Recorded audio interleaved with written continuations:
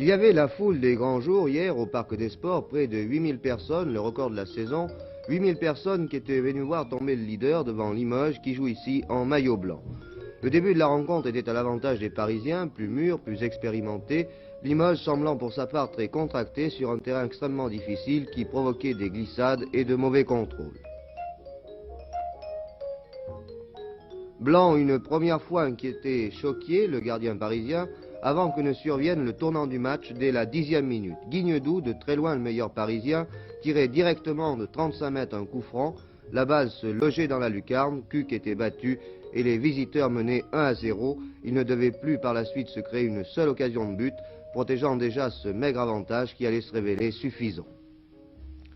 La seconde mi-temps se déroulait presque exclusivement dans le camp parisien, parfois dans les 18 mètres où tous les moyens étaient bons pour stopper l'adversaire. Et ici, Rampant qui est crocheté, Mégiolaro qui tirait le coup franc mettait la balle à quelques centimètres du poteau.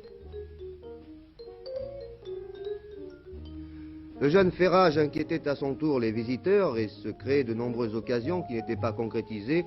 Et un tir de Blanc, une nouvelle fois contré, disons que les Parisiens eurent la chance avec eux et la bienveillance d'un arbitre qui eut quelques décisions pour le moins malheureuses.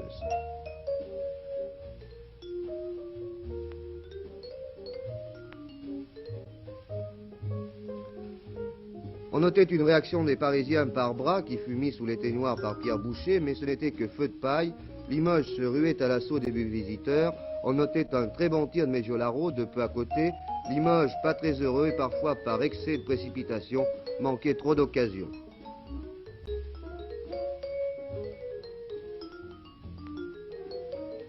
Une nouvelle fois, une contre-attaque parisienne permettait aux défenseurs visiteurs de souffler.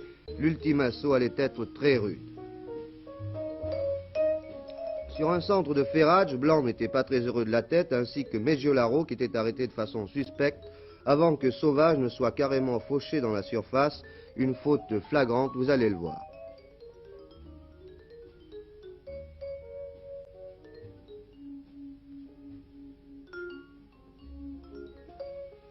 C'était malheureusement une faute non sifflée par M. Hullen, mais ce n'était pas fini. Château récupéré, driblé 3 adversaires avant de centrer sur personne.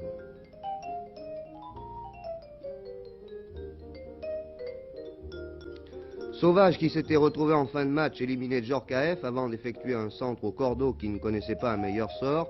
Non, la réussite n'était pas avec Limoges comme elle ne le fut pas à quelques minutes de la fin quand à la suite d'une action de Rampant, Blanc eut l'égalisation au bout du pied, une nouvelle fois repoussée.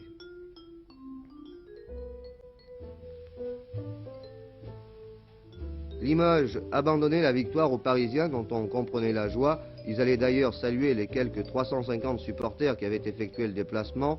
Limoges n'a peut-être pas su forcer la chance au cours d'une seconde mi-temps qu'il domina outrageusement. Il manquait peut-être parfois le sang-froid d'un joueur expérimenté. La volonté sera de toute façon récompensée un jour ou l'autre. Le retard de 4 points est considérable. Il n'est pas irrémédiable.